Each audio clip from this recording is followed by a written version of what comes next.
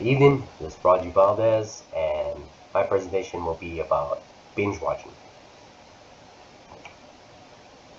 An enormous portion of our lives is spent interacting with mass media. From the moment we wake up each day while in transit to school or work, and before we go to bed, we are engaged in some sort of mass media. Most of that mass media is television and social media, since both are large and different from one another. I'll be focusing on binge watching television. Binge watching, according to our textbook, is watching 5 or more episodes of a TV series in one sitting. While bullet points show that we spend a lot of time watching television, streaming services added with high-speed internet have increased to 8% since 2019.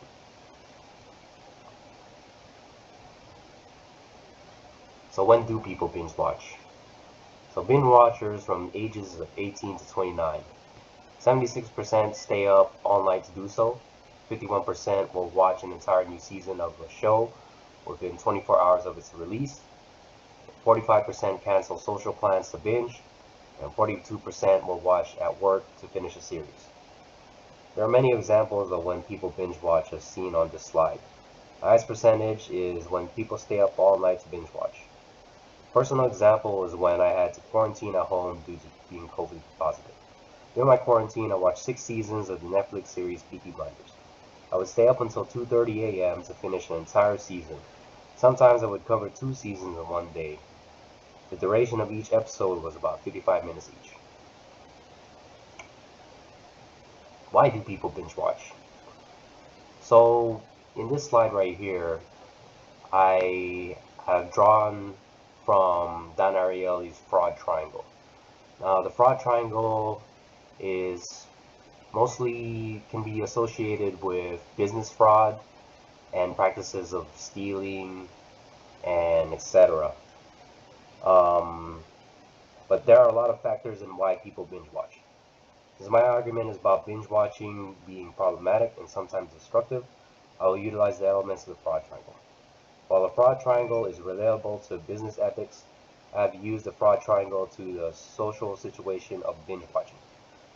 First stage of binge watching when applying this triangle is pressure. An example of external pressure would be your friends or coworkers getting you to watch a TV series for 5 episodes straight. Certainly, people who experience this situation will want to fit in and be accepted. An example of this is when somebody would mention about a show that you haven't seen before, and they would want you to watch that show.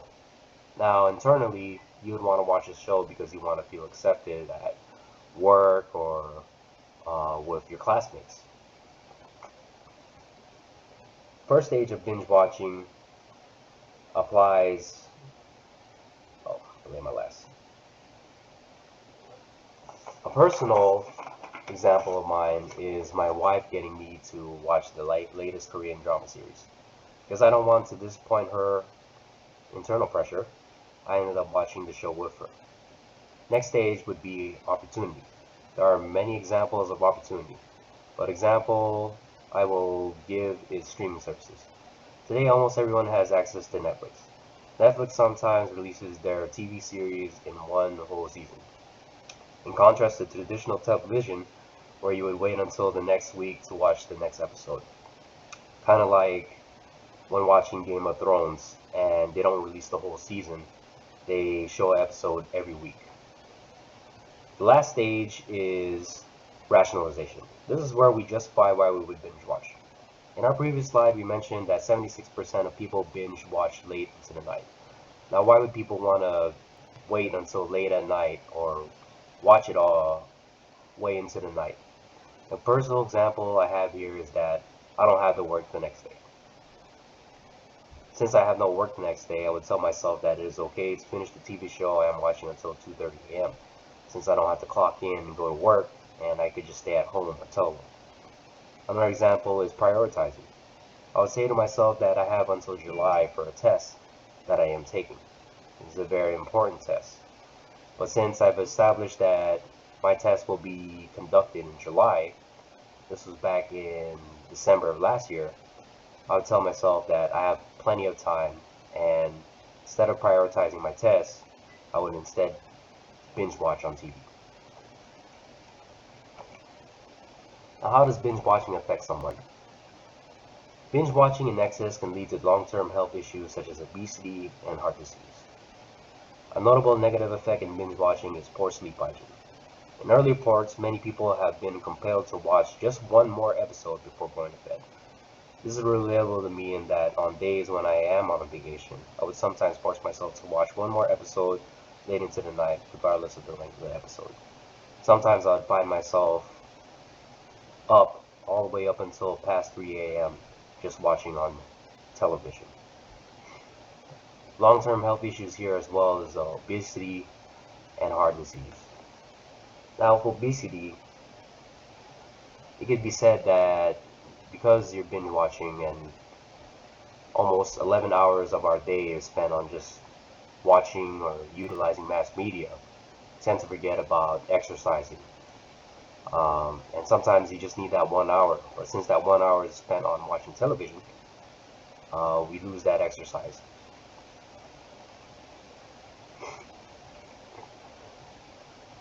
Now, how does binge watching promote the good life and attitude, or what does it cultivate? So binge watching is sometimes considered to be the future of version of the couch potato. While traditional television was all about surfing the channels, we are now surfing each streaming service's content. Netflix is good at this in that they will show a small clip of the TV show or film. Today you do not need to have a television set or streaming device to binge watch. Binge watching can now be done on a smartphone. While there are more options and more accessibility towards television through streaming, not everything is free. Each streaming service varies on pricing. A Netflix family account alone costs $18. An HBO Max account costs $15. A Amazon Prime account costs $15.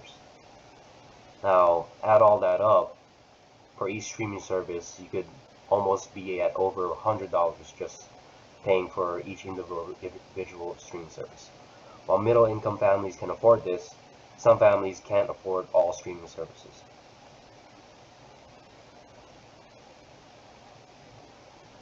Summary.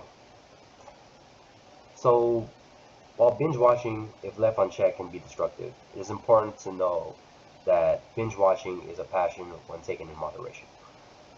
With moderation, binge watching can be considered as a healthy way to reduce stress. A lot of people I know binge watch or watch television after long days of work. With moderation, binge watching can be considered as healthy ways to reduce stress. Binge watching can help us relax and escape from harsh reality for a little bit.